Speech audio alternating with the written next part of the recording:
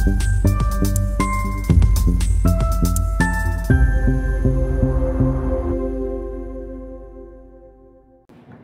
मित्रांनो, हा व्हिडिओ करताना अतिशय वेदना होत आहेत, पण ज्या प्रकारची वक्तव्य काँग्रेसचे नेते करतायत ते बघता त्यांना अशाच प्रकारे उत्तर देण्याची गरज आहे। गेले काही दिवस महाराष्ट्रात भिसे कुटुंबीय त्यांच्याशी त्यांच्याबाबत जे काही घडलं आणि त्यामध्ये दीनानाथ मंगेशकर चॅरिटेबल हॉस्पिटलचा, मेमोरियल चॅरिटेबल हॉस्पिटलचा काही वाटा होता का, यावरनं वाद आहे। त्याच्यासाठी चौकशी सुरू आहे।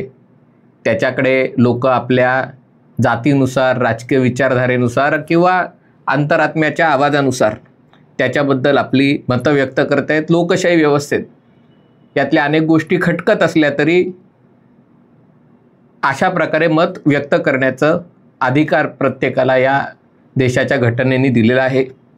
माध्यमांनाही आपली जबाबदारी न पाळता आपलं स्वातंत्र्य कशा प्रकारे वापरायचं या नादात त्यांनी अनेक पैलूंवर प्रकाश टाकलेला आहे, ज्याचा याच्याशी खरं काही संबंधही नाही आहे।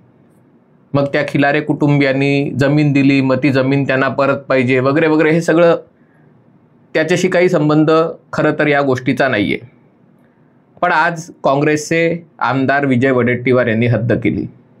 त्यांनी आज या प्रकरणावर भाष्य करताना संपूर्ण मंगेशकर कुटुंबियांना लुटारूंची टोळी अशा प्रकारे संबोधित केलं। ही टीका अतिशय खालच्या दर्जाची होती। वडेट्टीवारांचं म्हणणं आहे की मंगेशकर कुटुंबियांनी जरी हे हॉस्पिटल धर्मादाय कार्यासाठी निर्माण केलं असलं तरी प्रत्यक्षात लता मंगेशकर आणि त्यांच्या कुटुंबियांचं याच्यामध्ये काही योगदान नाही आहे। गाणी म्हणून त्याच्यासाठी पैसे घेऊन त्यांनी पैसे उभे केले, स्वतःच्या खिशातनं नाही दिले आणि त्यातनं हे सगळं हॉस्पिटल उभं केलं। मंगेशकर कुटुंबियांनी अगदी सही करताना पण लोकांकडनं पैसे घेतले वगैरे, अशा प्रकारचं, म्हणजे इतक्या खालच्या थराला काँग्रेस जाईल अशी अपेक्षा नव्हती, पण ती गेलेली आहे आणि त्यामुळेच लोकांनीही महाराष्ट्राच्या विधानसभेत त्यांना सगळ्यात खालच्या थराला पाठवून दिलेलं आहे। आणि तरी देखील त्याच्यातनं जर विजय वडेट्टीवार कुठलाही धडा शिकायला तयार नसतील, एखाद्या प्रकरणावर वाद निर्माण झाला तर तो वाद 2 दिवसांनी, 4 दिवसांनी, महिनाभरांनी शांत होईल। पण तुम्ही जी अशी वक्तव्य करता ज्याला ना शेंडा ना बुडखा, त्याच्यामुळे तुमच्या वैयक्तिक प्रतिमेचं काय होतं आहे याची फिकीर तुम्हाला आहे की नाही माहिती नाही, पण तुमच्या पक्षाची जी बेइज्जती होती त्याचा तरी विचार वडेट्टीवारांनी करायला पाहिजे।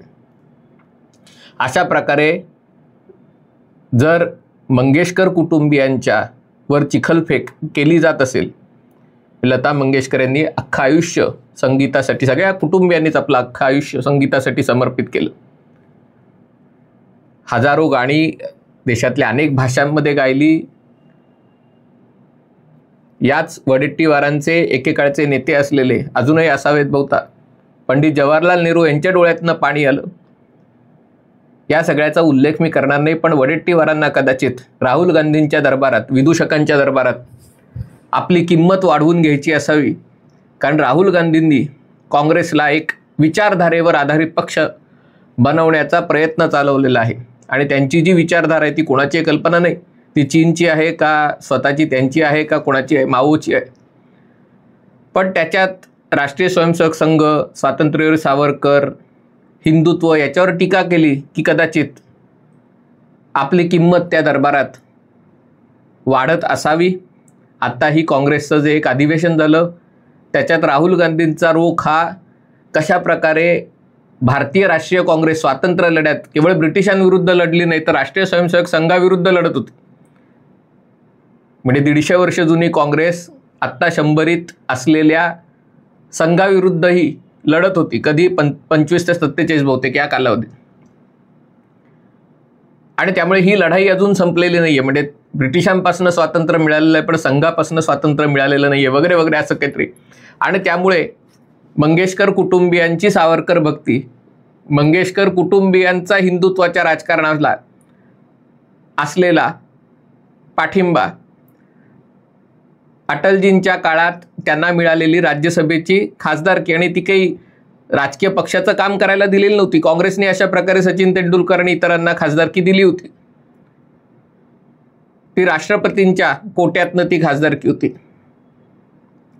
पण त्यामुळे या गोष्टींवर बोललं की राहुल गांधींच्या विदूषकांच्या दरबारात आपली किंमत वाढेल असं त्यांना वाटत असावं. जर विषय लता मंगेशकर आणि मंगेशकर कुटुंबियांच्या योगदानाचा निघत असेल तर अशा प्रकारचा विषय याच वडेट्टीवारांच्या पक्षाच्या सर्वेसर्वा असलेल्या सोनिया गांधींच्या एकूणच कर्तृत्वाचा, एकूणच चारित्र्याचा, एकूणच त्यांच्या आत्तापर्यंतच्या वागणुकीचा त्याचाही निघायला हवा.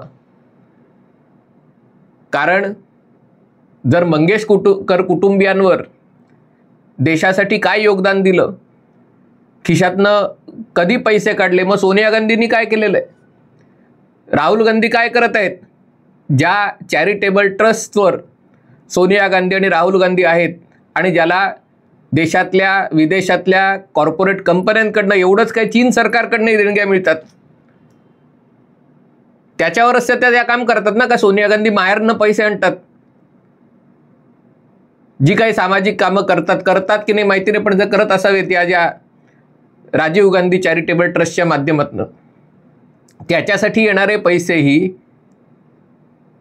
काँग्रेसची जेव्हा सत्ता असते तेव्हा कॉर्पोरेट कंपन्यांकडनं देणग्या या सोनिया गांधी आणि राहुल गांधींच्या चॅरिटेबल ट्रस्टला द्याव्या लागतात, आणि त्या देणग्यांच्या आधारावर यांची सामाजिक कामं, आणखीन काय कामं असतात माहिती नाही, ते केली जातात.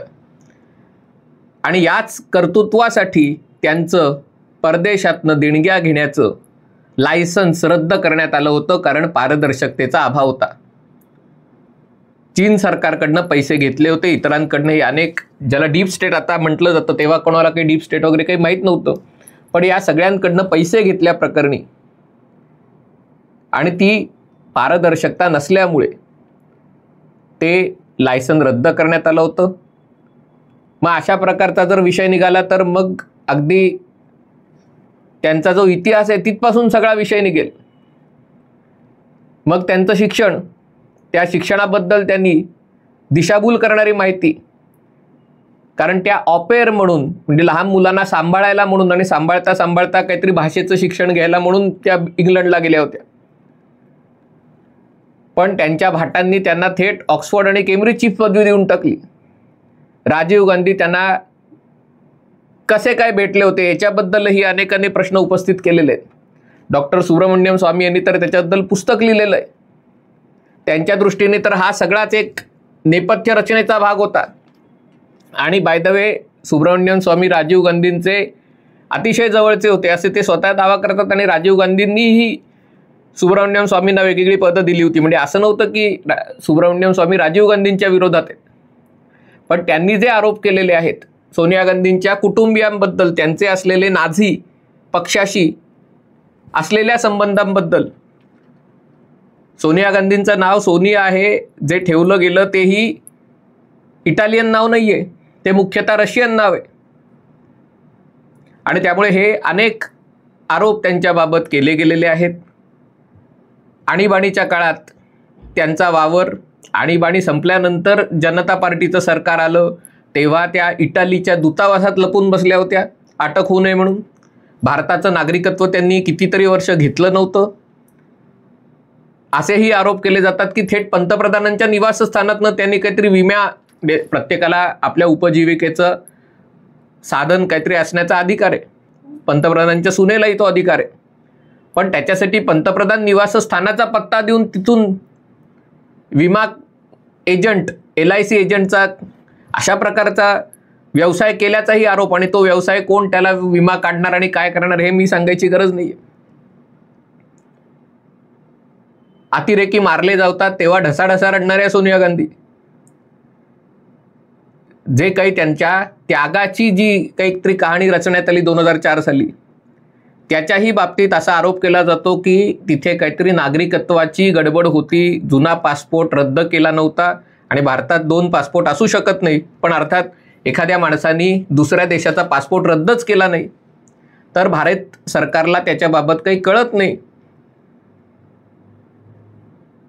पण अशा प्रकारच्या आरोपांवर एखाद्या पक्षाचा, एखाद्या नेत्याचा पराभव करणं हे उद्धव ठाकरेंच्या बाबतीत मर्दपणाचं लक्षण नाही आहे. निवडणुकीच्या राजकारणात पराभव करणं, आणि त्यामुळेच नॅशनल हेराल्ड प्रकरण, ज्याच्यामध्ये पंडित जवाहरलाल नेहरूंनी राष्ट्रकार्याच्या विचारासाठी जो नॅशनल हेराल्ड काढला होता, तो यंग इंडियन्स कंपनी स्थापन करून काँग्रेस पक्षाच्या खिशातनं स्वतःच्या खिशात घालण्याची किमया, आणि त्याच्यासाठीही मोदी सरकार काही करत नाहीये. मंगेशकर कुटुंबियांबाबत अशा प्रकारचे आरोप करण्यापूर्वी किमान या सगळ्या गोष्टींची जाण असायला पाहिजे. या व्हिडिओवर काही जण म्हणतील की हे भाजपाची सद्गुण विकृती याच्यासाठी जबाबदार आहे. हे जर अशा प्रकारची कारवाई आधीच जर केली असती तर अशा प्रकारचे वक्तव्य करण्याचं धाडस झालं नसतं. पण म्हणून मी म्हटलं की लोकशाहीमध्ये निवडणुकीत केला जाणारा पराभव हा सगळ्यात महत्त्वाचा आहे. आणि काँग्रेसला सलग 3 वेळेला जनतेने नाकारलेलं आहे. 99 जागा मिळाल्या म्हणून राहुल गांधींचा हरभरा टरारून फुगला, पण त्यांना जमिनीवर आणण्याचं काम महाराष्ट्रात करण्यात आलेलं आहे, हरियाणात करण्यात आलेलं आहे. आणि यावर्षीच्या बिहार निवडणुकांमध्ये, पुढच्या वर्षीच्या बंगाल निवडणुकांमध्ये, तामिळनाडू निवडणुकांमध्ये हे होणार आहे. आणि तरी देखील राहुल गांधींच्या विदूषकांच्या दरबारात स्वतःचं स्थान आणखीन 2 पायऱ्यावरती नेण्यासाठी जर अशा प्रकारची वक्तव्य केली जात असतील, ज्या लता मंगेशकर यांना भारतरत्न पुरस्कार दिलाय त्यांच्याबाबत अशी वक्तव्य केली जात असतील, तर खरं तर महाराष्ट्र सरकारनेच कारवाई करायची गरज आहे. पण कारवाई होणार नाही, कारण राजकीय रंग असल्यामुळे कारवाई केली तरी त्याच्याकडे त्या दृष्टीने बघितलं जाईल. पण अशा प्रकारे जर मंगेशकर कुटुंबियांवर प्रश्न उपस्थित केले जात असतील तर ती 4 बोटं प्रश्न करणाऱ्याच्याकडे स्वतःकडे असतात, त्यांच्या स्वतःच्या पक्षाकडे, त्यांच्या स्वतःच्या पक्षातल्या नेत्यांकडे असतात. हे त्यांनी लक्षात ठेवण्याची गरज आहे. हा व्हिडिओ आपल्याला आवडला असेल तर कृपया लाईक करा, शेअर करा आणि हे चॅनल सबस्क्राईब करण्याची विनंती आहे. तुर्तास इथेच थांबतो. पाहत रहा MH48.